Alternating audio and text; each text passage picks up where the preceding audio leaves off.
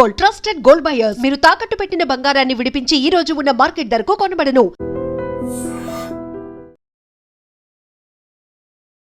నమస్తే, welcome to iDream inside politics with Kavitha.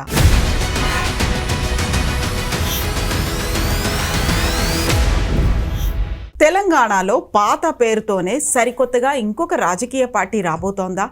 TRS, BRS వదులుకున్నటువంటి ఈ పేరుతోనే ఇంకో కొత్త పార్టీ పెట్టాలి అంటూ తెలంగాణ జాగృతి వ్యవస్థాపక అధ్యక్షురాలు కవిత ఆలోచిస్తున్నారా? సరికొత్త పార్టీతో బీఆర్ఎస్ పార్టీ అస్తిత్వానికి దెబ్బ పడుతుందా? ఎందుకని టీఆర్ఎస్ అంటే ఒక ఎమోషన్, ఒక సెంటిమెంట్, అదే ఓట్లు తీసుకొస్తుంది అనే దాంతో పాటుగా సరికొత్త రాజకీయాలకి టీఆర్ఎస్ పార్టీయే సరైనటువంటి వేదిక అని ఎందుకు ఆలోచన చేస్తున్నారు?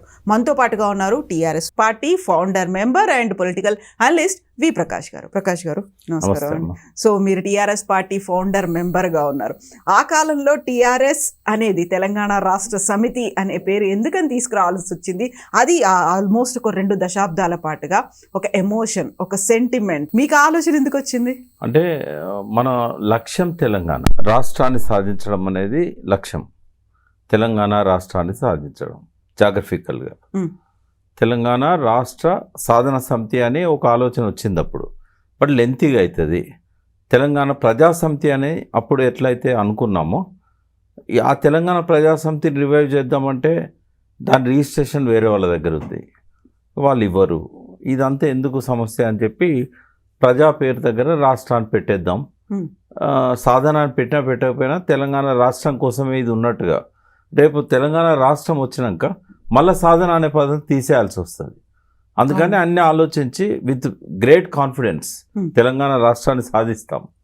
అయితే తెలంగాణ రాష్ట్ర సమితి అంటే అప్పుడు సాధన కోసం, ఇప్పుడు అభివృద్ధి కోసం. అట్లా తెలంగాణ రాష్ట్ర సమితి అనేది ఫిక్స్ అయింది.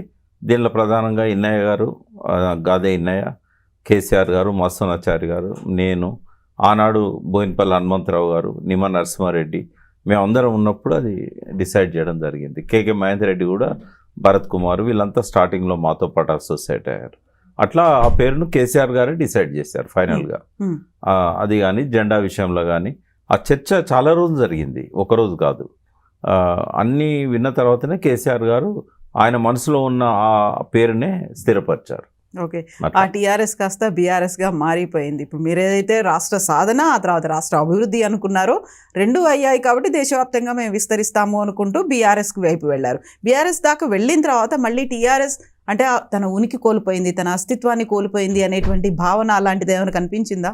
అంటే కొంత ప్రజల లోపల కన్ఫ్యూజన్ వచ్చినా కూడా సింబల్స్ ఏముండేసరికి దానివల్ల పెద్దగా, ఒకవేళ ఓటమికి కారణాలు మీరు లిస్ట్ అవుట్ చేసినప్పుడు దానికి ఏ నంబర్ ఇస్తారని నేను అడిగితే చివరి నంబర్ ఇస్తా. 26 కారణాలు వచ్చాయి నేను కౌంట్ చేస్తే.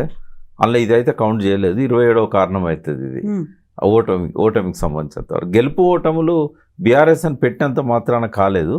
2 విషయాలలో ఏమైందంటే, బీఆర్ఎస్ అని పెట్టడం వల్ల దృష్టి కొంచెం దేశవ్యాప్తంగా ఆయన స్టడీ కానీ, ఆయన ఆలోచనలు కానీ, ఆయన టైం ఇవ్వడం కానీ, అనేక సార్లు మహారాష్ట్రలో పర్యటించారు, చాలా మీటింగ్స్ పెట్టారు. ఆ మీటింగ్స్ కోసం ఇక్కడున్న ముఖ్య నాయకులను డైవర్ట్ చేశారు.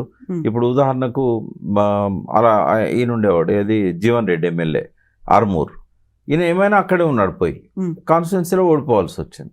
ఇట్లా కేసీఆర్ గారు కూడా ఇక్కడ 3 నెలల ముందు ఇక్కడ ప్లానింగ్ చేయడానికి బదులు అక్కడ పోయి టైం అంతా స్పెండ్ చేశారు. వీటి వల్ల బీఆర్ఎస్ పెట్టడం వల్ల నష్టం జరిగింది, కానీ వేరే రకంగా భారత రాష్ట్రం పెట్టడం వల్ల నష్టం జరిగిందని నేను అనుకోను. కేసీఆర్ గారికి ఒక స్థిరమైన ఆలోచన ఉంది. రాష్ట్రానికి ఏదైనా మేలు జరగాలంటే కేంద్రంలో అధికారంలో ఉండాలి. ఎందుకంటే డెవల్యూషన్ విషయంలో కానీ, ఇప్పుడు ఉత్తర భారతదేశం దక్షిణ భారతదేశం మీద డామినేట్ చేసే పద్ధతి, బీహార్ ఉత్తరప్రదేశ్లో గెలిచిన వాళ్ళే ఎప్పుడు రాజ్యం వెళ్తున్నారు, అంటే చక్రం తిప్పుతున్నారు అక్కడ. కాబట్టి మనం ఎందుకు కాకూడదు? సో భారత రాష్ట్ర సమితి పెట్టి మనము నేషనల్ లెవెల్ పాలిటిక్స్లో చక్రం తిప్పాలి. ఇప్పటిదాకా స్వతంత్రం వచ్చిన తర్వాత మౌలిక వసతుల కల్పనలో కానీ, ప్రజల కనీస అవసరాలు తీర్చడంలో కానీ అన్ని ప్రభుత్వాలు విఫలమైనవి. అయితే ఈజ్ అ డిఫరెంట్ పర్సన్. విజేతలు భిన్నమైన పనులు చేయరు, భిన్నంగా చేస్తారని చెప్పడానికి కేసీఆర్ ఒక ఉదాహరణ.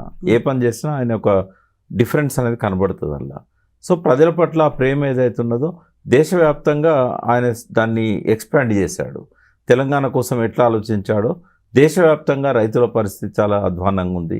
రైతు వ్యతిరేక చట్టాలు తెస్తున్నారు, నీళ్లను ఉపయోగించుకోవట్లేదు, సముద్రంలో కలుస్తున్నాయి. ఇట్లాంటివన్నీ కూడా ఆలోచించి ఫైనల్గా ఏం చేశాడంటే ఆయన ఫారెస్ట్ కవర్ పెంచాలన్నా ఇట్లాంటి హిమాలయాస్ కరిగిపోతున్నాయి, గ్లోబల్ వార్మింగ్ వస్తున్నది, సో దేశవ్యాప్తంగా ఉంటే బాగుంటుంది అనేది ఇప్పటికి కూడా తగ్గేదే లే. కేసీఆర్ గారు ఎట్టి పరిస్థితుల్లో కూడా దాన్ని మళ్ళీ టీఆర్ఎస్గా మార్చరు. బీఆర్ఎస్గానే ఉంటారు. మరి అక్కడ టీఆర్ఎస్గా మార్చరు అనుకున్నప్పుడు ఆ టీఆర్ఎస్ పేరు అనేది ఇప్పుడు ఫ్రీజ్ అయి ఉందా, ఫ్రీగా ఉందా, ఎవరైనా వాడుకోవచ్చా? ఎప్పుడు కూడా ఏంటంటే ఒక పార్టీ పాపులర్ అయిన తర్వాత రిజిస్టర్డ్ పార్టీగా, రికగ్నైజ్డ్ పార్టీగా ఆ పేరు వేరే వాళ్ళకి ఇవ్వరు. బట్ అక్కడ ఓపెన్ ఉంటుంది. కానీ దానికి ఏంది డిస్క్రిప్షన్ తప్ప మ్యాండేటరీ గైడ్ లైన్స్ ఏం లేవు. డిస్క్రిప్షన్ ప్రకారం వాళ్ళు ఇవ్వాలనుకుంటే ఇవ్వచ్చు. బట్ ఇప్పటిదాకా ఆ సాంప్రదాయం లేదు. ఒక బాగా పాపులర్ అయ్యి రికగ్నైజ్ అయిన పార్టీని ఇంకోరికి ఇవ్వడం అనేది జరగలేదు, కాబట్టి ఇవ్వరని నేను అనుకుంటున్నాను. సో యూజువల్గా అక్కడ ఎన్నికల సంఘంకు ఉన్నటువంటి నిబంధనలు కావచ్చు, అక్కడ ఉన్నటువంటి ప్రోటోకాల్స్ అనేవి ఎలా ఉంటాయి? ఇప్పుడు బీఆర్ఎస్గా మారి 3 ఏళ్ళు అవుతుంది. అదొక వ్యాక్యూమ్ ఉన్నది ఎలక్షన్ కమిషన్ యాక్ట్లో. ఆ వ్యాక్యూమ్ అనేది అట్లాగే ఉంది. వాళ్ళు డిస్క్రిప్షన్ మాత్రమే, అది ఒక సాంప్రదాయం మాత్రమే. ఒకసారి పేరు మార్చుకున్న తర్వాత అది ఓపెన్ అవుతుంది. బట్ ఓపెన్ అయినా ఇవ్వకూడదు అనేది ఒక సాంప్రదాయం. ఓకే, ఇప్పటిదాకా ఇవ్వలేదు. సో 3 ఏళ్ళు అయితే దాటింది. దానికి ఏమి 3 ఏళ్ళు 6 ఏళ్ళు ఏం లేదు.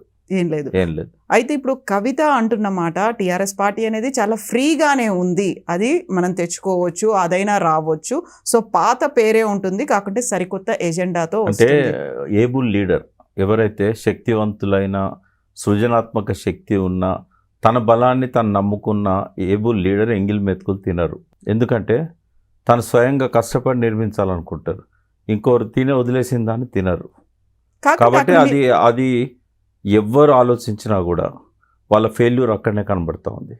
అంటే పువ్వు పుట్టక ముందే అదొక బలహీనతలాగా ప్రజల ముందుకు వస్తుంది.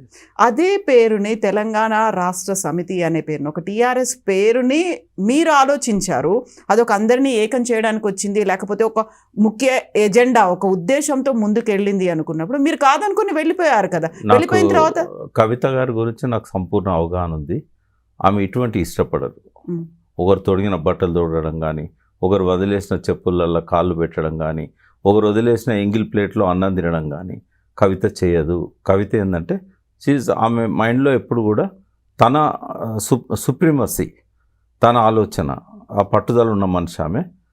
ఆ మీడియాలో ఎట్లా వచ్చిందో నాకు తెలియదు, కానీ నాకు తెలిసినంత వరకు ఆమె ఇటువంటి పని చేయదు. ఇంకెవరైనా చేస్తారేమో కానీ చాతగాని వాళ్ళు. ఆమె ఏంటంటే చేయదలుచుకుంటే ఆమె కొత్తగా పార్టీ పెడుతుంది, తిరుగుతుంది, ఎదుగుతుంది. అంతేగాని ఇంకోరి వదిలేసిన జోళ్ళల్లో, ఖాళీ జోళ్ళల్లో ఆమె కాలు పెట్టే మనిషి కాదు, ఆ రకం కాదు ఆమె. సో స్వయంగా చిట్ చాట్లోనే కవిత ఈ మాటలు అన్నారు, అది ఫ్రీగా ఉంది, అది మనం వాడుకోవచ్చు, అండ్ ఎజెండాకి సంబంధించి కూడా మనం డెసిషన్ తీసుకోవచ్చు. సిద్ధాంతకర్తలు ఆచార్య ప్రొఫెసర్ జయశంకర్ది ఏదైతే ఉందో ఆ సిద్ధాంతాలకు అనుగుణంగానే ఇది నడుస్తుంది తప్ప బీహార్ నుంచి వచ్చినటువంటి వాళ్ళు ఎవరు స్ట్రాటజిస్టులు ఉన్నారు. జయశంకర్ గారి ఫోటో మీద కానీ పేరు మీద కానీ పేటెంట్ ఎవరికి లేదు, కాబట్టి ఆయన పేరు వాడుకోవచ్చు. మా జ్యోతిరావు పూలే పేరు వాడుకున్నట్టుగా ఎవరి పేరైనా వాడుకోవచ్చు. ఆయన కావాలనుకుంటే కేసీఆర్ గారి ఫోటో కూడా పెట్టుకోవచ్చు. ఎందుకంటే ఆయన ఒక టీఆర్ఎస్కి అధ్యక్షుడు కాదు, తెలంగాణ ప్రజలకు ఒక ఆరాధ్యుడు. కాకపోతే కేసీఆర్ ఫోటో పెట్టుకోవాలని గతంలో చాలా సార్లు ఆమె ఏదన్నా పెట్టుకోనియండి. నేను అనేది ఏంటంటే నిజంగానే తెలంగాణ ఇంట్రెస్ట్తో నా పార్టీ పెట్టుకోదలుచుకుంటే కొత్త రూపంలో రావాలి. డెఫినెట్గా ఒకసారి ఈ పార్టీని వదిలేసిన తర్వాత, ఈ పార్టీ ఇచ్చిన ఎమ్మెల్సీ పదవి వదిలేసాక షీఈ్ ఫ్రీ బర్డ్. కాబట్టి ఒక సరైన దారిలో ఎదగాలని కోరుకుంటాం. మళ్ళీ ఈ అవలక్షణాలను ఎందుకు? ఇవన్నీ అవలక్షణాలు నా దృష్టిలో. ఇది ఈ పాత పేరు సేమ్ పేరును మళ్ళీ తీసుకోవడము, ఇదేంటంటే ఆ జస్టిఫికేషన్ ఉండదు, మళ్ళీ అది విమర్శలకు తావిస్తుంది. ఈమెకు చేత కాదట సొంత కుంపటి పెట్టుకోవడానికి మళ్ళీ ఆ పేరే తీసుకోవాలని అని అంటారు జనాలు. కాకపోతే చాలామంది ఎదురు చూస్తున్నారు, ఒక బీఆర్ఎస్ కాదు టీఆర్ఎస్ అయితేనే బాగుంటుంది, ఒక ఎమోషన్, మాకంటూ ఒక కనెక్ట్ అనేది ఉంది, దాంతో 20 ఏళ్ల నుంచి మేము ఆ కనెక్షన్తో ఉన్నాము, అలాగే మేము ఎదిగాము, పార్టీ ఎదిగాము అనుకునేటువంటి కొంతమందిలో ఆ వాక్యూమ్ అనేది ఉంది, దాన్ని ఫిల్ చేసుకోవడం. అంటే వాళ్ళకు అర్థం కావాల్సింది ఏంటంటే ఆ పేరు మార్చడంలో ఉన్న బ్యాక్గ్రౌండ్ ఏంది, అసలు ఎందుకు కేసీఆర్ గారు బీఆర్ఎస్ అని పెట్టారు, ఇప్పుడు ఉన్న పరిస్థితుల్లో ఎందుకు వెనక్కి రావాలి అంటే అంత కొంపే మునగలేదు. మళ్ళీ ఆయన విజృంభిస్తాడు, నెక్స్ట్ అధికారంలోకి వస్తాడు. ఆ బీఆర్ఎస్ అనేది దేశవ్యాప్తంగా స్ప్రెడ్ అవుతుంది. It takes time. 5 ఏళ్ళు పట్టచ్చు, 10 ఏళ్ళు పట్టచ్చు. రేపు ఒకవేళ అధికారంలోకి వచ్చినాక కొంతకాలం తర్వాత రాష్ట్ర నాయకత్వాన్ని కొడుకు చేతుల్లో ఇంకోరి చేతుల్లో పెట్టి అని దేశవ్యాప్తంగా స్ప్రెడ్ అయ్యే అవకాశం ఉంటుంది. కేవలం పార్టీ పేరు తీసుకున్నంత మాత్రాన ఓట్లు పడే ఎవరికైనా. పార్టీ సింబల్ కారు ఉంది, సింబల్కి ఎక్కువ ఇంపార్టెన్స్ వస్తుంది. రెండవది ఏంటంటే టీఆర్ఎస్ అని పెట్టుకోవడానికి తెలంగాణ రాష్ట్ర సమితి అని పెట్టాల్సిన అవసరం లేదు. తెలంగాణ రైతు ఏదన్నా ఎస్ అని పెట్టడానికి సమీకరణం, సంఘమో ఇంకోటో పెట్టుకోవచ్చు ఆయన. అట్లా దానికేం అభ్యంతరం ఉండదు కదా. అన్నంత మాత్రాన 3 అక్షరాలను చూసి ఓట్లు వేయరు. డెఫినెట్గా దాని లీడర్షిప్ ఎవరు, వాళ్ళ సిద్ధాంతాలు ఏంటి, వాళ్ళ గుర్తు ఏంటి, ఇవన్నీ ఉంటాయి. ఇప్పుడు ఇందిరాగాంధీ కూడా పాత కాంగ్రెస్ పార్టీని వదిలేసినప్పుడు ఆ పార్టీ ఆమెకున్న ఇమేజ్ వల్ల 370కి పైన పార్లమెంట్ సీట్లు వచ్చినాయి. ఆ పేరు మార్చుకున్నది, గుర్తు మార్చుకున్నది. ఆమె కాడెడ్ల గుర్తు పోయి ఆవుదూడ గుర్తు వచ్చింది. పాత కాంగ్రెస్ పోయి ఇందిరా కాంగ్రెస్ అనే పేరు వచ్చింది, అప్పుడు జాతీయ కాంగ్రెస్ అని. ఇట్లా పేరు మారినంత మాత్రాన కాదు, లీడర్షిప్ అనేది ఇవ్వాలి. ఇప్పుడు ఉదాహరణకు శివసేనది కూడా మనం చూసాం. ఇట్లా మనం పేరు మార్చడం అనేది అది ఒక్కటే ఓట్లను తీసుకురాదు. ఇప్పుడు దానివల్ల ఆమె బలహీనరాలనేది అర్థమవుతుంది జనానికి. ఈమె సొంత బలంతో గెలిచే పరిస్థితి లేదు కాబట్టి టీఆర్ఎస్ను అరువు తెచ్చుకుంటుంది అని అంటారు. అది కవిత గారికి అట్లా రావడం నాకు ఇష్టం లేదు. అయితే ఈ ఆలోచన ఒకటి వస్తోంది, తన చిట్చాట్లో ఆ అభిప్రాయాన్ని చెప్పారు అనుకున్న తర్వాత మళ్ళీ బీఆర్ఎస్ పార్టీకి సంబంధించి అరే మనకు టీఆర్ఎస్ ఉంటే బాగుండేది, ఒకవేళ ఇప్పుడు మనం మారకపోయినా కానీ ఈ టీఆర్ఎస్ ఇంకెవరికి పోకుండా ఉంటే బాగుంటుంది అనేటువంటి అభిప్రాయం. ఆ మాత్రం జాగ్రత్త పడతారు కదా. అదే పేరుతో అయితే ఆమెకు రాదు. తెలంగాణ రాష్ట్ర సమితి అనేది రాదు, అవుట్ ఆఫ్ క్వశ్చన్. జనరల్గా అట్లా ఇచ్చే సాంప్రదాయం ఎలక్షన్ కమిషన్కు లేదు. ఒకవేళ ఇవ్వాలనుకున్నా అది వీళ్ళు డెఫినెట్గా అబ్జెక్షన్ చేస్తారు. ఎందుకంటే వాళ్ళ ఒపీనియన్ అడుగుతారు, వాళ్ళకు నోటీస్ ఇస్తారు, ఇట్లాంటివన్నీ ఉంటాయి. అది ఇవ్వాలనుకున్నా నోటీస్ ఇవ్వకుండా ఇయ్యరు. కాబట్టి దాన్ని కోర్టు పోయినా కూడా ఆపగలుగుతారు. కోర్టు కూడా తన డిస్క్రిప్షన్ ఉపయోగించి ఇవ్వకూడదంటది. కాలయాపన తప్ప, టైం వేస్ట్ తప్ప ఏముంటుందమ్మా? ఉన్నదే చాలా తక్కువ సమయం.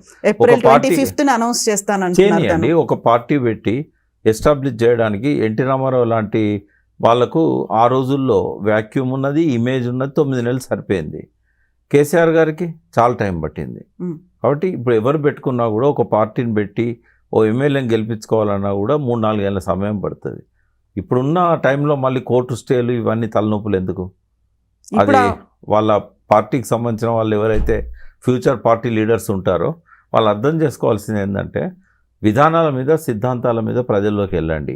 ఈ పేరు గొడవలో కూడా అనవసరంగా 2 ఏళ్ళు వేస్ట్ చేసుకోవద్దు. 3 పార్టీలు ఆల్రెడీ ప్రధానంగా కనిపిస్తున్నాయి. పోటీ అనేది వాటి మధ్య ఉంటుంది అనుకున్నప్పుడు అవి ప్రాపర్గా చేయాల్సినంత పని ప్రజల కోసం చెయ్యట్లేదు. ఇంకా పోరాటాలు, సమస్యలు అవన్నీ అలాగే ఉన్నాయి. కాబట్టి ఒక ప్లేస్ అనేది, ఒక వాక్యూమ్ అనేది ఉంది, దాన్ని ఫిల్ చేయడానికే కవిత వస్తోంది. అవసరం కూడా ఉంది అనేది. ఇప్పుడు ఆ అవసరం ఉంది అని మీరు అనుకోవట్లేదు? వాక్యూమ్ లేదమ్మా. తెలంగాణ పాలిటిక్స్లో ప్రజలు ఇంకొక శక్తి కోసం ఎదురు చూస్తున్న పరిస్థితి లేదు. తప్పు చేశాము అంటే వాళ్ళు తప్పు చేశామని వాళ్ళు అనుకోవచ్చు, బట్ మనము ఓడించకుండా ఉండాల్సింది అని ఆ 38% ఎవరైతే ఓట్లు వేశారో వాళ్ళు కాకుండా బయట ఉన్న సెక్షన్లో ఒక రియలైజేషన్ అనేది కనబడుతూ ఉంది. అంటే స్వయంగా విన్నా కాబట్టి చెప్తున్నాను నేను, మేము తప్పు చేశాము. కొంతమంది అయితే ఊరికే, నేను ఎప్పుడో ఎమోషనల్గా మాట అన్నా, తప్పు చేసిన వాళ్ళు చెంపలేసుకోవడంగా చెప్తో కొట్టుకోవాలని. నాకు వీడియోలు పెట్టారు, చెప్తో కొట్టుకున్నాం మేమని. వీడియోలు, చెప్తో కొట్టుకునే వీడియోలు. రైతులు అంటే నాదే పొరపాటు అనుకున్నా, అట్లా అనుకుంటూ ఉండాల్సింది అని. అయితే ఇప్పుడు రియలైజేషన్ కనబడతా ఉంది. కాబట్టి వాక్యూమ్ ఏం లేదు. ఇప్పుడు పోటీ కూడా 3 పార్టీల మధ్య కేవలం ఒక 10-15 కాన్స్టిట్యున్సీలలో ఉంటుంది. బట్ మెజారిటీ కాన్స్టిట్యున్సీలలో రేపు పెరిగే నియోజకవర్గాలతో పాటుగా మెజారిటీ కాంగ్రెస్ వర్సెస్ బీఆర్ఎస్ ఉంటుంది. ఓకే, అంతే. ఇప్పుడు టీఆర్ఎస్ కాకపోతే తెలంగాణ ప్రజా జాగృతి అనే పేరుతో తనే ఒక పార్టీ తీసుకొస్తారనేది ఇంకొక మాట కూడా వినిపిస్తోంది. అవును, పెట్టనియండి, ఎన్నెన్ని ఉండనియండి. అప్పుడు Mao communist party China chairman ఎవరైతే ఉన్నారో ఆయన అన్నాడు ఏంది, 100 ఆలోచనలు సంఘర్షించనియండి, 1000 పుష్పాలు వికసించనియండి. అంటే క్లాషెస్ అనేది ఉంటేనే ఆ సంఘర్షణ నుంచే చరిత్ర పుడుతుంది. పరస్పరం సంఘర్షించే శక్తుల మధ్యనే చరిత్ర పుట్టానన్నాడు శ్రీశ్రీ. అంటే ఎన్ని పార్టీలు వస్తే అంత మంచిది. వాళ్ళు వాళ్ళ పద్ధతిలో ప్రజల్లోకి వెళ్తారు, అవేర్నెస్ తీసుకొస్తారు, క్రిటిసైజ్ చేస్తారు. పాలక పార్టీలకు ఏవైనా కూడా ఒక భయం అనేది వస్తుంది. ఎక్కువ మంది ఎక్కువ పార్టీలు మనల్ని వ్యతిరేకిస్తున్నాయి, మనం ఇది తప్పు చేయకూడదు. కాబట్టి ఎన్ని పార్టీలు వచ్చినా కూడా స్వాగతిద్దాం. బట్ వ్యాక్యూమ్ ఉన్నదనేది మాత్రం అవాస్తవం. సో ఒకవేళ కవిత అనే కనుక టీఆర్ఎస్ఏ అని పెడితే ఇప్పుడు ఉన్నటువంటి బీఆర్ఎస్లో అసంతృప్త లీడర్లు ఎవరైతే ఉన్నారో వాళ్ళు చాలా వరకు అక్కడికి వెళ్తారు అనేటువంటి మాట. ఎప్పుడో వెళ్ళేవారు కదా, ఆమె పార్టీని వదిలినాడే ఆమెతో వెళ్ళేవాళ్ళు, వెళ్ళలే కదా. అట్లేమి ఉండదు. పార్టీలో ఉన్న అసంతృప్తి లీడర్స్ ఎవరు వెళ్ళారు, ఎవరికన్నా టికెట్ రానప్పుడు వాళ్ళు బీజేపీ దిక్కో కాంగ్రెస్ దిక్కో ఇంకో పార్టీ దిక్కో చూస్తారు తప్ప, అంటే నిజంగానే ఆ స్థాయిలో టికెట్లు ఇవ్వగలిగే స్థాయికి ఎదిగితే ఆలోచిస్తారు. ఇప్పుడు ఉదాహరణకు ఒక ఎగ్జాంపుల్ చెప్తా. గతంలో 2004లో కాంగ్రెస్ బీఆర్ఎస్ అలయన్స్ అయినాయి. టీఆర్ఎస్ గద్వాల అరుణ గారికి, తర్వాత ఇంకొక దగ్గర ఎక్కడనో వాళ్ళకు టికెట్లు ఇవ్వలేదు కాంగ్రెస్. ఇవ్వకపోతే వెతుక్కుంటూ పోయి జనతా పార్టీ టికెట్ తెచ్చుకొని గెలిచారు. ఇప్పుడు కూడా చాలామంది మన కవిత సింబల్ ఏదో ఉండే కదా, రిపబ్లికన్ పార్టీదా, టైగర్, అదే మన సుభాష్ చంద్ర ఫార్వర్డ్ బ్లాక్ టికెట్లు తెచ్చుకున్నారు. అంటే అట్లేమన్నా టికెట్లు ఇస్తారేమో కానీ ఎవరు అసంతృప్తివాదులు అయితే నాకు తెలిసి పోయేది కనబడదు మనకు. ఈసారి బీఆర్ఎస్ అధికారంలోకి వస్తుందనే హోప్ అనేది అప్పటి వరకు ఇంకా ఎక్కువ అవుతుంది ఎలక్షన్స్ నాటికి. అయినప్పుడు టికెట్ రాకుండా ఏమన్నా చేసుకోవచ్చు అని అనుకుంటారు తప్ప టికెట్ల కోసం ఇంకోటి కాన్స్టిట్యున్సీస్ పెరుగుతున్నాయి కాబట్టి అకామిడేట్ చేయడం కూడా పార్టీకి ఈజీ అవుతుంది. ఓకే, సో అదే బీఆర్ఎస్ పార్టీకి సంబంధించి 2 కీలక నేతలకు ఊహాగానాలు విపరీతంగా వినిపిస్తున్నాయి. అందులోనూ ప్రధానంగా వినిపిస్తోంది కాంగ్రెస్ సీనియర్ లీడర్, మాజీ ఎమ్మెల్యే, మాజీ ఎమ్మెల్సీ జీవన్ రెడ్డి గారు బీఆర్ఎస్ పార్టీలో జాయిన్ అవుతారు. ఆయన కూడా ఒక డెసిషన్ తీసుకోబోతున్నారు, అనౌన్స్ చేస్తారు అనేది. అంటే అక్కడ ఆల్టర్నేట్ లేదు ఆయనకి. ఇప్పుడు సంజయ్ గారు ఇందులోంచి అందులో పోయారు, ఆయనకు టికెట్ కన్ఫర్మ్ అవుతుంది. నెక్స్ట్ ఆయన టికెట్ కన్ఫర్మ్ అయినాక ఈయన ఏ పార్టీలో పోవాలి?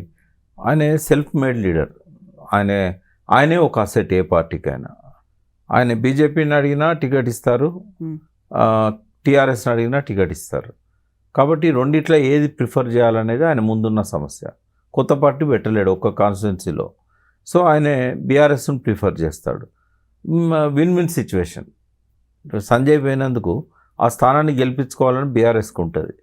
ఉన్నప్పుడు Jeevan Reddy is the best option అవుతారు. జీవన్ రెడ్డిలో కొన్ని మంచి క్యారెక్టర్స్ ఉన్నాయి. ఒకటి, మోస్ట్ సీనియర్ లీడరే కాకుండా నాన్ కరప్టెడ్.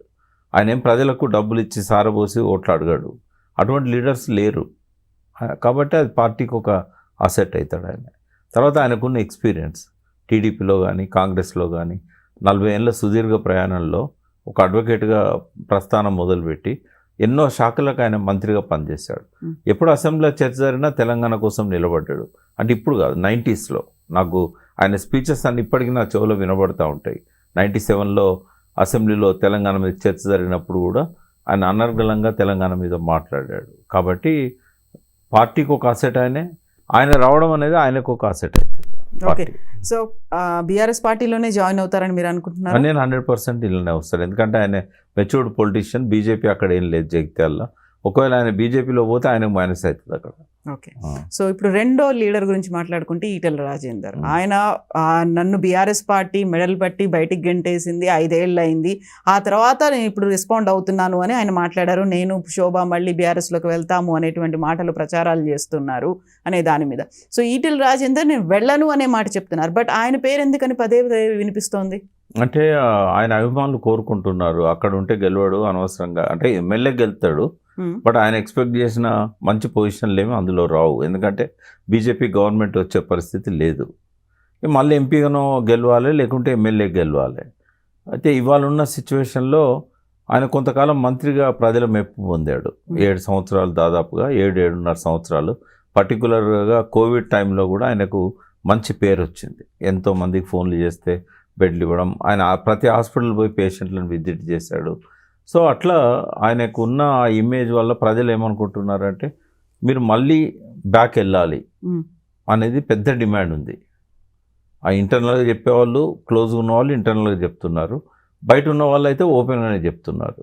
సో ఈ ప్రజల డిమాండ్ అనేది ఇంపార్టెంట్.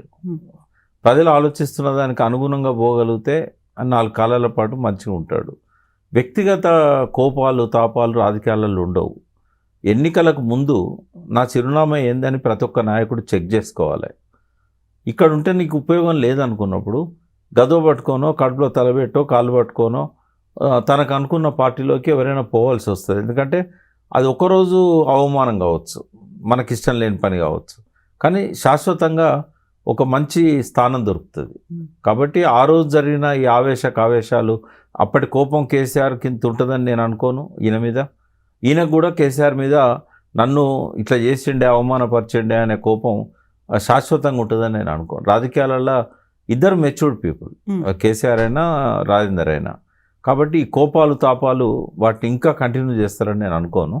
డెఫినెట్గా వచ్చే అవకాశం అయితే ఉంది. కాకపోతే ఎప్పుడు అనౌన్స్ చేస్తారనేది వీ హ్యావ్ టు వెయిట్.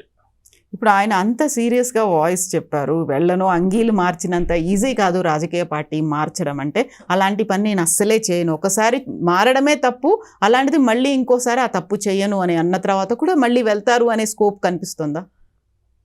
ఆయన క్విట్ చేసినప్పుడు అది అంటే నేనేమంటున్నా అంటే, ఆనాడున్న ప్రత్యేక పరిస్థితులలో ఆయన అందులోంచి బయటకు వచ్చాడు కదా. ప్రజల అవసరాల కోసం, ప్రజల ఆలోచనల కోసం తన అభిప్రాయాలను కూడా మార్చుకొని తలవంచాల్సి వస్తుంది ప్రజల నిర్ణయానికి. రాజకీయ నాయకుడికి ప్రజలే గిట్టరాయి. తనన్నా ప్రజలను లీడ్ చేయాలి తన ఆలోచనలకు అనుగుణంగా. అది సాధ్యం కానప్పుడు ప్రజల ముందు తలవంచాలి.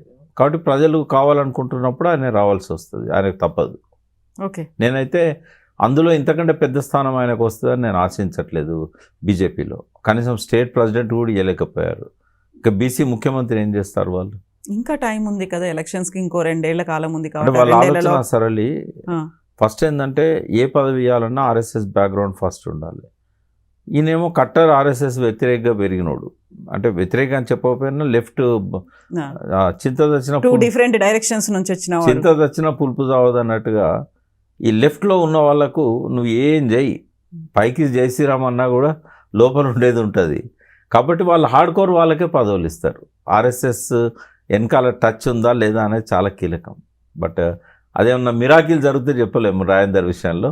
నాకు తెలిసినంత వరకు ఆడ కూడా ఇంకోటి బీసీ నాయకునికి ఇవ్వాలన్నప్పుడు రాజేందర్ కంటే కూడా బండి సంజయ్ వాళ్ళకు యాక్సెప్టబుల్ క్యాండిడేట్ అవుతాడు. ముఖ్యమంత్రి క్యాండిడేట్ అయినా పార్టీ అధ్యక్షుడిగా రుజువు చేసుకున్నాడు, కేంద్ర మంత్రిగా ఉన్నాడు, ఆర్ఎస్ఎస్ కార్యకర్త చిన్నప్పటి నుంచి. కాబట్టి వీళ్ళిద్దరి మధ్య కాంపిటీషన్లో ఎవరు వస్తారంటే సంజయ్కి ఇస్తారు. ఇంకా బ్రహ్మల్లో రాజేందర్ ఉండాల్సిన అవసరం లేదు. కాబట్టి this is the best time and decision. Okay, ఏ పార్టీతో పాటుగా ఎక్కడి నుంచి పోటీ చేస్తారు, ఏ పదవి కోసం పోటీ చేస్తారు అనేది, అటు హుజురాబాదా మల్కాజ్గిరియా, ఎమ్మెల్యేనా ఎంపీనా అనేది? హుజురాబాద్ నుంచే ఎమ్మెల్యే చేస్తాడు నేనైతే అనుకుంటున్నా. ఇది అనుకోకుండా ఆయన కలిసి వచ్చిన అవకాశం ఎంపీ అనేది. బట్ ఎంపీగా ఉండి ఆయన ఏదో సాధించాలనే ఆలోచనలో లేడు. ఆయన వాళ్ళ కాన్స్టిట్యున్సీ ప్రజలకు మేలు చేయాలనుకుంటాడు, ఇక్కడ రాష్ట్ర రాజకీయాల్లో కీలకంగా ఉండాలనుకుంటాడు. ఆ పార్టీలో ఉన్న బీఆర్ఎస్లోకి వచ్చిన ఆయన ఎమ్మెల్యేగానే ఉంటాడు. సో ఇప్పుడు మనం కొత్త పార్టీ గురించి మాట్లాడుకున్నట్టుగా సరికొత్త వేదికలు కూడా తెలంగాణ నుంచి రాబోతున్నట్టున్నాయి. అందులోనూ కూడా తెలంగాణ అస్తిత్వ వేదిక. ఇప్పుడు మళ్ళీ సపరేట్గా అస్తిత్వ వేదిక అని ఇప్పుడు ఒకటి మళ్ళీ తీసుకురావాల్సినటువంటి అవసరం, అలాంటి పరిస్థితులు ఉన్నాయా? ఇప్పుడే కాదు, 2014లో కూడా ఉండే. కానీ కేసీఆర్ గారి మీద ఉన్న అపారమైన గౌరవంతో ఆయనే ముఖ్యమంత్రి అయ్యే అవకాశాలు ఉన్నాయి. కాబట్టి ముఖ్యమంత్రి అయిన తర్వాత కూడా ఇంకా ఆయనే ప్రణాళికలో రాసిన అనేక అంశాలు ఖచ్చితంగా ఆ గ్యాప్ అనేది రాకుండా అస్తిత్వాన్ని కాపాడితే అనే నమ్మకంతో మాలాంటి వాళ్ళమందరం కూడా సైలెంట్గా ఫాలో అయినాం. బట్ అస్తిత్వానికి అప్పుడు కూడా ప్రమాదం ఏర్పడ్డది, ఇప్పుడైతే చాలా ఎక్కువగా ప్రమాదం ఏర్పడ్డది. అయితే ఆ అస్తిత్వం అనే దానిలో చాలా అంశాలు ఉంటాయి. అంటే అప్పుడు ప్రమాదం ఏం ఏర్పడలేదు, ఆయన ఫుల్ఫిల్ చేయలేకపోయాడు. నేను ఒకటి అడుగుతాను, తెలంగాణ స్కూళ్ళల్లో చెప్పే సిలబస్ ఏదైతే ఉన్నదో ఆ తెలంగాణ అస్తిత్వానికి ప్రతీకగా ఉండాలి. తెలంగాణ అస్తిత్వంలో మన ఆహారపు అలవాట్లు ఉన్నాయి, మన కళలు సాంప్రదాయాలు ఇట్లాంటివన్నీ ఉన్నాయి. మన అంటే సాంస్కృతిక అస్తిత్వం, తర్వాత పురాతత్వ అస్తిత్వం, ఇట్లాంటి అంశాలల్లో కేసీఆర్ గారు దృష్టి పెట్టలేదు. అంటే ఆయన ముందు టాప్ మోస్ట్ అంశాలుగా ఏమున్నాయంటే, ఆయన ముందు ఆత్మహత్యలు ఆపాలి, 24 గంటల కరెంట్ ఇవ్వాలి, నదుల నీళ్లు మనం వాడుకోవాలి, మన నిధులు ఎట్లాగో మనకు వస్తున్నాయి, నియామకాల విషయంలో కూడా మనం చాలా చేయాల్సి ఉన్నది అని చాలా వరకు ఆయన ఒక్కొక్క అంశాన్ని స్పృశించుకుంటూ వెళ్ళిపోయాడు. కానీ ఇంకా కొన్ని అంశాలు మిగిలిపోయినాయి. అది నిరాదరణకు గురైనాయని చెప్పొచ్చు, నిర్లక్ష్యం అని నేను అనలేను. బట్ ఇప్పుడు వాటిని వెలికి తీసి ఆ అస్తిత్వానికి జవసత్వాలు ఇవ్వాలి. మన రూట్స్, మన జాగ్రఫీ, అన్ని రకాల అంశాలు ఉంటాయి, చరిత్ర, సంస్కృతి, ఎవ్రీథింగ్. కాబట్టి ఇది ఒక బ్రాడ్ పర్స్పెక్టివ్తోనే ఏర్పాటు చేసిన ఆర్గనైజేషన్. ఒక 3-4 నెలలు ఎఫర్ట్స్ పెట్టాము. నేను, శ్రీధర్ దేశపాండే గారు, పిట్టల రవీందర్ గారు, ప్రొఫెసర్ సీతారామరావు గారు, ఇట్లా చాలామంది ఉన్నారు అందులో. ప్రొఫెసర్ రాఘవరెడ్డి గారు హైదరాబాద్ సెంట్రల్ యూనివర్సిటీ ఉన్నారు, టంక్సాల అశోక్ గారు ఉన్నారు, ఇంకా చాలామంది ఉన్నారు, పేర్లని చెప్పలేను నేను. సో అందరం కలిసి ఏర్పాటు చేసేదే ఇది. శ్రీధర్ మాడభూష్ గారు ఉన్నారు, సైకాలజిస్ట్ వీరేందర్ గారు ఉన్నారు, ఇంజనీర్ జేఏసి వెంకటేశం గారు ఉన్నారు, తన్నీర్ వెంకటేశం, ఆయనతో పాటు కొంతమంది చీఫ్ ఇంజనీర్స్గా పనిచేసిన వాళ్ళు ఉన్నారు. అన్ని సెక్టార్స్లోకి వెళ్ళి ఐటీ వాళ్ళు ఉన్నారు, స్టూడెంట్స్ ఉన్నారు. సో వీళ్ళందరినీ మనం అందులో తీసుకున్నాం. సో అందులో ప్రొఫెసర్ కనకదుర్గ, రాజ్యలక్ష్మి ఇట్లాంటి అకాడమిషియన్సే కాకుండా హెడ్ ఆఫ్ ది డిపార్ట్మెంట్గా ప్రిన్సిపల్స్గా పనిచేసిన వాళ్ళు, తర్వాత జర్నలిస్ట్ మన శంకర్, బుచ్చన్న, ఇట్లా వీళ్ళందరూ కూడా అందులో భాగస్తులు. అయితే మొన్న దీనికి ఒక రూపం ఇవ్వాలి, దీనికి ఆవిర్భావము, దీనికి ఒక కమిటీ అనుకున్నప్పుడు నన్ను చైర్మన్గా ఎన్నుకున్నారు. నాతో పాటుగా మన పిట్టల రవీందర్ గారు కన్వీనరు, ఇదివరకు వాళ్ళకు శ్రీధర్ దేశపాండే గారు చీఫ్ కోఆర్డినేటర్ స్టేట్కి. ఇట్లా ఇదే నిర్మాణం అన్ని జిల్లాల్లో ఉంటుంది. దీనిలో ఏంటంటే ఎంతోమంది బీసీ అస్తిత్వవాదం కోసం పనిచేసే వరంగల్ నుంచి వేణు అని ఇట్లాంటి వాళ్ళు కూడా, అంటే కొన్ని డిమాండ్స్ వస్తున్నాయి. బీసీలది కూడా అస్తిత్వం, ఇవాళ పోరాటాలు జరుగుతున్నాయి అస్తిత్వం కోసం, దాన్ని కూడా ఇందులో భాగం చేయాలని వాళ్ళ డిమాండ్ ఉంది. అంటే ఇంకా కొన్ని అంశాల మీద క్లారిటీ రావాల్సి ఉంది. బట్ ఏది ఏమైనా కూడా అస్తిత్వానికైతే ఇవాళ మనం తప్పకుండా ఇంపార్టెన్స్ ఇచ్చి ముందుకు పోవాలనుకున్నాం. నాన్ పొలిటికల్గా, నాన్ పార్టీగా, నాన్ పొలిటికల్ అనలేం, నాన్ పార్టీ, ఏ పార్టీకి అఫిలియేట్ కాకూడదు. మాలో చాలామంది మేము బీఆర్ఎస్ని ఇష్టపడ్డా కూడా రాజకీయాలను, బట్ ఇక్కడ మాత్రం అది ఒక నాన్ పార్టీ వేదికలాగానే ఉంచాలి. సో బీఆర్ఎస్ నుంచి సపోర్ట్ ఏమి ఉండదా? పార్టీలకు అతీతంగానే ఉంటుంది. పార్టీలకు అతీతంగా ఉంటుంది, ఏ రకమైన సపోర్ట్ ఉండదు. బట్ విధానాలు మంచి మేము ప్రవేశపెట్టినప్పుడు బీఆర్ఎస్కు అనుకూలంగా ఉండొచ్చు, ఒక్కోసారి కాంగ్రెస్ విధానాలకు అనుకూలంగా ఉండొచ్చు. ఇప్పుడు మూసీ మీద చర్చ జరుగుతుంది. మూసీ మీద మాకున్న పర్స్పెక్టివ్ను మేము ఈ మంత్రుల సబ్ కమిటీకి ఇవ్వాలనుకున్నాం. 15th లోపు మరి టైం సరిపోద్దో లేదో. బట్ ఒకటైతే మా ఆల్టర్నేట్ మోడల్ను మూసి ఎట్లుండాలనే అలా కొన్ని మేము కేసీఆర్ గారు చేసిన పాలసీస్ మీద కూడా డిఫర్ కావచ్చు మేము. కాబట్టి ఏ పార్టీ విధానాలను కూడా గుడ్డిగా సమర్థించేది లేదు. ఒకవేళ ప్రతిపక్ష పార్టీ చెప్పేటి కొన్ని బాగున్నాయి అనుకోండి, మేము చెప్పేది కూడా సిమిలర్ టోన్లో ఉండొచ్చు, దాన్ని ఏం చేయలేము మేము. బట్ ఏ పార్టీకి కూడా ఇది కొమ్ము గాయకూడదు, ఇండిపెండెంట్గా ఉండాలి. తర్వాత బ్లైండ్గా క్రిటిసైజ్ కూడా చేయకూడదు అనుకున్నాం. దాని బ్యాలెన్స్ మెయింటైన్ చేయాలి. అన్ని విషయాలలో, రాజకీయ అంశాలలో జోక్యం చేసుకోకుండా అస్తిత్వపు రిలేటెడ్ అంశాలు వాటి వరకే పరిమితం అవుతామని అనుకున్నాం. అది బహుశా 19th రోజు ఒక మీటింగ్ పెట్టి 19th రోజు ఒక మీటింగ్ పెట్టి ఆవిర్భావ సభ చేయాలనుకున్నాం. ఈ లోపు ఒక ప్రెస్ మీట్ పెట్టి ఈ అంశాలు ఏంటి అనేది చెప్తాం. ఎందుకు అన్ని ఏప్రిల్ వేదిక అవుతున్నాయి? ఇప్పుడు April 27th ఏమో టీఆర్ఎస్ ఆవిర్భావం, April 25th ఏమో కవిత తన పార్టీని అనౌన్స్ చేస్తా అంటున్నారు. మీరు కూడా April 19th అంటున్నారు. అట్లే అనుకోలేదు, చాలా రోజుల నుంచి ఇది నానుతా ఉంది. 3-4 నెలలు అయింది. మేము మానేరు చెక్ డ్యామ్స్ బ్లాస్ట్ అయినప్పుడు ఈ ఆలోచన వచ్చింది. కాబట్టి అనుకోకుండా వచ్చింది, అది ఇంకా ప్రొలాంగ్ చేయకూడదని. మాకు ఆ సెంటిమెంట్స్ ఏం లేవు, ఏప్రిల్ సెంటిమెంట్ అయితే ఏం లేదు. ఫస్ట్ మీ ఐ డ్రీమ్ ద్వారానే నేను ఈ వేదిక ఏర్పాటును, ఈ వేదికకు కమిటీ ఏర్పడ్డ విషయాన్ని మీ ద్వారానే మా సభ్యులకు కూడా తెలియజేస్తున్నాం. ఎందుకంటే చాలామంది రాని వాళ్ళకు ఇంకా మేము షేర్ చేయలేదు, బట్ ఫస్ట్ టైం మీ ముందు చేస్తాం. ఓకే, ఇప్పటికీ మనకి తెలంగాణకి సంబంధించి బోల్డ్ అని సంఘాలు, వేదికలు, పార్టీలు ఇవన్నీ ఉన్నాయి. గతంలోనే తెలంగాణ రాజ్యాధికార పార్టీ బీసీలందరినీ ఏకం చేయడానికి మల్లన్న ఒక పార్టీని తీసుకొచ్చిండ్రు. ఇన్ని పార్టీలు ఉన్నప్పుడు మీరు ఏం చేస్తారు? అందరూ పొలిటికల్గా అతీతంగా ఉంటుంది పొలిటికల్ సంఘాలు, ఒక బ్యాకప్ అనేది లేకుండా అంతటి మేమే చేస్తాము, వాళ్ళని ఇంక్లూడ్ చేసుకుంటాము అని చెప్పినప్పుడు సర్వైవల్ అనేది ఎలా ఉంటుంది? ఒక స్ట్రగుల్స్ అనేవి బోల్డ్ ఉంటాయి కదా. తెలంగాణ విద్యావంతుల వేదిక ఒకటి ఉండేది, మీకు ఐడియా ఉంది కదా. అవును. కోదన్ రామ్ గారు, శ్రీధర్ దేశపాండే, విఠల్, వీళ్ళంతా రవీందర్, పిట్టల్ రవీందర్, అవును. సేమ్ అదే తరహాలో ఇది కూడా అకాడమిక్గా కొంత దీనికి ఎక్కువ ఖర్చు ఏమి ఉండదమ్మా. ఎందుకంటే ఏడికన్నా పోయినప్పుడు అక్కడ ఎవరినో స్పాన్సర్ని భోజనాలు పెట్టమంటాం, వెహికల్స్ ఉన్నాయి ఎవరికి వాళ్ళకు, ఒక్కో దానిలో 4-5 వెళ్తాము. సెమినార్స్ పెట్టినప్పుడు హాల్ ఖర్చు, భోజనాల ఖర్చు ఉంటుంది. ఫస్ట్ అనుకున్నాం ఏంటంటే ఎవరిని అడగద్దు, మనమే కాంట్రిబ్యూట్ చేసుకుందాము. ఇప్పటిదాకా అట్లే నడుస్తున్నది. ఒకవేళ పెద్ద అమౌంట్ అవసరం పడ్డప్పుడు మనకు లైక్ మైండెడ్ వాళ్ళు ఎవరైతే ఉంటారో వాళ్ళ నుంచి విరాళాలు తీసుకుందాం. అంతేగాని దీనికి ప్రత్యేకంగా ఒక ఫండ్ అంటూ పెట్టుకోవడం కానీ, పొలిటికల్ పార్టీల మీద ఆధారపడడం కానీ చేయకూడదు అనేది అనుకున్నాం ఖచ్చితంగా. అయితే దీనికి ఉన్న లిమిటేషన్స్ ఏంటంటే, ఇప్పుడు ఏదైతే డెవలప్మెంట్ అనుకుంటున్నామో నా దృష్టిలో ఏమన్నా 1-2 మినహాయింపులు ఉంటే ఉండొచ్చు, కానీ వర్స్ట్ డిస్ట్రక్షన్ ఇది. ఇప్పుడు గుట్టలన్నీ ఖాళీ చేస్తున్నారు, అది డెవలప్మెంట్ అనుకుంటున్నారు. సింగరేణి బొగ్గంతా తీస్తున్నారు, అది డెవలప్మెంట్ అనుకుంటున్నారు. పట్టణీకరణ ఒక డెవలప్మెంట్ అనుకుంటున్నారు. హైవేస్ ఒక అనుకుంటున్నారు. మూసి పక్కన ట్రాఫిక్ కోసం 200 మీటర్ల రోడ్లు డెవలప్మెంట్ అనుకుంటున్నారు.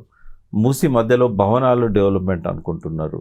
శివుణ్ణి మూసి నదిలో పెట్టి భక్తి అనుకుంటున్నారు. అన్ని వెరితలలు వేసినాయి. భక్తి ఆడంబరాలకు లోను కాదు. భక్తి అనేది ప్రశాంతంగా ఉండాల్సింది. ఈ పెద్ద పెద్ద గోపురాలు, గుళ్ళు, ఇవన్నీ కూడా చాలా కాలంగా వెరితలలు వేస్తూ వచ్చిన సంస్కృతి. భక్తి అనేది ఎగ్జిబిట్ చేసేది కాదు. కానీ రాజుల కాలం నుంచే ఈ ఆడంబర సంస్కృతి అనేది అందులో వచ్చింది. అంటే మేము ఒకటి డిఫైన్ చేయాలనుకున్నాం, మన అస్తిత్వం ఏంది, పూర్వకాలంలో మనం ఎట్లున్నాము, ఇప్పుడు ఏం తింటున్నాము, ఏదైతే డెవలప్మెంట్ అని మనం చెప్పుకుంటున్నామో సిమెంటు, కాంక్రీటు, తర్వాత ఈ స్టీలు, ఇవన్నీ కూడా ఇవి డెవలప్మెంటే అనుకుంటే 1,00,000 సంవత్సరాల కింద మనుషులు క్రియేట్ చేసేవాళ్ళు. బట్ వాళ్ళకి తెలుసు ఇవన్నీ కూడా మానవాళికి, వాళ్ళ జీవనానికి, వాళ్ళ ప్రాణానికి, వాళ్ళ ముందు తరాలకు అత్యంత ప్రమాదకరమైనవి తెలుసు. కాబట్టే వాళ్ళు బెడ్రూమ్లలో టాయిలెట్లు కట్టుకోలేదు, ఇంటిపైన స్లాబులు వేయలేదు. ఇదంతా ఏదైతే జరిగిందో విశృంఖల అభివృద్ధిది. కాకపోతే ఇవన్నీ జరగకపోతే మనం ముందుకు వెళ్ళినట్టు కాదు. మనకు విస్తరిస్తున్నటువంటి నగరానికి తగ్గట్టుగా అన్నీ అమర్చుకోవాల్సినటువంటి అవసరాలు అనేవి ఉన్నాయి. మౌలిక సదుపాయాలు కావాలి. సింధు నాగరికత కాలంలోనే నగరాలు, అప్పటి నుంచి వచ్చినటువంటి టెక్నాలజీ కావచ్చు, డెవలప్మెంట్స్ కావచ్చు, మనం ఎంత ముందుకెళ్తున్నాం, ఇవన్నిటికీ తగ్గట్టుగా కదా మార్చుకుంటున్నాం. కార్ అనేది మన వేగాన్ని పెంచుతుంది, కానీ కార్ ఎంత డిస్ట్రక్షన్. అది లేకుండా అయితే వెళ్ళలేం కదా. వెళ్ళలేని రోజులు 1,00,000 సంవత్సరాలు ఉన్నాయి. కారు వచ్చిన రోజులు నిజాము మసీద్కు నమాజ్ చేసుకోవడానికి పోతుంటే ఊళ్ళకి వెళ్ళి వచ్చి రోడ్ల మీద నిలబడి కారును చూసేవాళ్ళు. అంటే హైదరాబాద్లో పొద్దున ఒక కారు, మధ్యాహ్నం ఒక కారు కనబడేది. ఈ 100 సంవత్సరాలు కూడా కాలేదు ఇంకా. ఇప్పుడు 1,80,00,000 కార్లు, మనుషుల కంటే చాలా కార్ల సంఖ్య, అంటే అన్నీ కలిపి 2 వీలర్స్ ఇవన్నీ కలిపితే 1,00,000 పైన హైదరాబాద్కి వచ్చినాయి. అంటే not at the stake of human life, not at the stake of 84 lakh creatures life. బయోడైవర్సిటీని ఫనంగా పెట్టి, 84 లక్షల జీవరాశులను ఫనంగా పెట్టి, మన ఓన్ శరీరాలను, మన ఆత్మలను ఫనంగా పెట్టి సాధించే డెవలప్మెంట్ ఒక డెవలప్మెంటా? ఇదంతా అభివృద్ధి పేరుతో జరిగిన విధ్వంసం. ఈ ఫార్మా ఒక విధ్వంసం. ఈ మూసీ లాంటి కన్నతల్లి నది అనేది, కన్నతల్లిని మలమూత్రాలతో నింపడమే కాకుండా వ్యర్థ రసాయనాలతో నింపడం అనేది ఎన్ని కోట్ల, వేల కోట్ల జీవరాశులు చచ్చిపోతున్నాయి. మీకు ఇంకోటి చెప్తున్నా, అత్యంత ప్రమాదకరమైనది ఏంటంటే ప్రతి 10 సంవత్సరాలకు 1 సెంటీగ్రేడ్ పెరగబోతున్నది. ఇంకొక 3 సెంటీగ్రేడ్ కనుక ఉష్ణోగ్రత పెరిగితే ఈ జలచరాలు అనేటివి ఉండవు. నీళ్ళల్లో ఉండే ప్రతిదీ చచ్చిపోతుంది. ఇవన్నీ కప్పల దగ్గర నుంచి మొదలుపెట్టి ఉభయచరాల దగ్గర నుంచి జలచరాలన్నీ ఇంకొక 3 డిగ్రీ సెంటీగ్రేడ్ పెరుగుతూ చచ్చిపోతాయి. అంటే మన జీవిత కాలంలో మనం ఈ వినాశనాన్ని చూడబోతున్నాం. తర్వాత మైక్రోబ్స్, మట్టిలో ఉండే మైక్రోబ్సే కానీ, నీళ్ళల్లో ఉండేటివి కానీ, మన శరీరాల్లో ఉండేటివి కానీ ఇంకొంచెం టెంపరేచర్ పెరిగిందంటే అవి తట్టుకోలేవు. అయితే ఇది మీరు అనుకుంటున్న ఆలోచన కేవలం తెలంగాణకే పరిమితం అవుతుందా? తెలంగాణలోనే ఇవన్నీ జరగట్లేదు కదా, ప్రపంచవ్యాప్తంగా గ్లోబల్ వార్మింగ్ ఉంది. ఎక్కడో ఒకడ మొదలు కావాలి కదా. తెలంగాణలో తన అస్తిత్వం గురించి మేము కొట్లాడతాం, తెలంగాణ అస్తిత్వం గురించి. పక్కన తమిళనాడులో వాళ్ళ అస్తిత్వం గురించి వాళ్ళు కొట్లాడతారు. ఇది పాన్ ఇండియాకు స్ప్రెడ్ కావచ్చు. దేశ సస్టైనబుల్ డెవలప్మెంట్ గోల్స్ అని ఐక్యరాజ్య సమితి పెట్టింది. దాని గురించి పట్టించుకున్న వాళ్ళు లేరు. మాలాంటి వాళ్ళం ఆడిట్ చేస్తాం. ఈ ప్రభుత్వం ఏం చెప్పింది 2030 నాటికి ఎంత తగ్గిస్తా అన్నది, ఎంత తగ్గించింది, చెక్ ఉండాలన్నా, చెక్ అండ్ బ్యాలెన్సెస్ అనేటివి ఉండాలి కదా. ఎవరు పట్టించుకుంటున్నారు? పోటీలు పడి గ్లోబల్ వార్మింగ్కు కారణమవుతున్నారు. ఆయన థర్మల్ పవర్ 4000 మెగావాట్లు పెంచాడు, నేను 8000 మెగావాట్లు పెంచుతా అంటే ఇట్లా సంతకం పెట్టిన మోడీ గవర్నమెంట్ కూడా ఆ విధానాలకు కట్టుబడి లేదు. మరి ఎవరు పట్టించుకోవాలి? ఫ్యూచర్ ఇప్పుడు మీ మనవరాలి పిల్లల యొక్క భవిష్యత్తు గురించి ఆలోచించాలి. సరే మీ బిడ్డ ఎట్లా బతుకుతుంది, మనవరాలు ఎట్లా బతుకుతుంది, కానీ మనవరాలి బిడ్డలు వచ్చే నాటికి 50 డిగ్రీలు 60 డిగ్రీలు సెంటీగ్రేడ్ అయితే ఏం దీన్ని బతుకుతారు? 30 డిగ్రీల సెంటీగ్రేడ్ అయితేనే వరి పండదు. వర్షాకాలంలో కొంచెం కూల్ ఉంటుంది కాబట్టి వరి పండుతున్నది. ఏం దీన్ని బతకాలి? మనిషి ఇప్పుడు ఈ ప్రకృతి ఒక్క మనదేనా? ఆ మిగతా జీవరాశులన్నీ అంటే ఎవరు ఆలోచిస్తున్నారు? ఇప్పుడు అదాని ఏమన్నా బంగారు కిరీటంతో స్వర్గానికి పోతాడా? సో బోల్డ్ అని ఉన్నాయి, అవన్నిటి కోసం ఒక వేదిక అనేది వస్తుంది. అస్తిత్వం బ్యాక్ టు ద రూట్స్. అప్పుడు ఎంత బాగా తినేవాళ్ళు గట్క. ఇప్పుడు ఇవన్నీ ఆనాటి ఫుడ్ అన్నిటి మీద అవేర్నెస్ తీసుకొస్తారు, అన్నిటి మీద. మేము అందులోనే ఒక ప్రోగ్రామ్ కూడా బ్యాక్ టు నేచర్ అని పెడుతున్నాం. ఇప్పుడు రేపు ఫస్ట్ మీటింగ్కే రాజేందర్ సింగ్ గారిని పిలుస్తున్నాం. అట్లే వెంకటనారాయణ గారు సీనియర్ జర్నలిస్ట్, వీళ్ళకు జీవిత సాఫల్య పురస్కారం వాళ్ళిద్దరికి ఇవ్వాలని. So thank you so much. Best wishes to you అండి. Thank you. And for more videos, Please subscribe to iDream. Please subscribe to iDream. Please subscribe iDream. And please subscribe to iDream. For more videos, subscribe to iDream. please like, share and subscribe to the channel. Congratulations, iDream. Subscribe to iDream. Subscribe to iDream. So subscribe to iDream Media. iDream ki iDream team andarki huge congratulations. Please subscribe iDream Media. Please subscribe to iDream. Subscribe iDream. Please subscribe to iDream. iDream అంటే నా కళల ఛానల్ను subscribe చేసుకున్న నోరు తిరుగుతలేదు, మీరైతే గంట గుర్తు కొట్టండి. For more such videos, please subscribe to iDream. Subscribe to iDream. Please subscribe to iDream. Please subscribe iDream Media. Please do subscribe to iDream. Please subscribe to iDream Media. For best entertainment and information, please subscribe iDream. And don't forget to subscribe to iDream.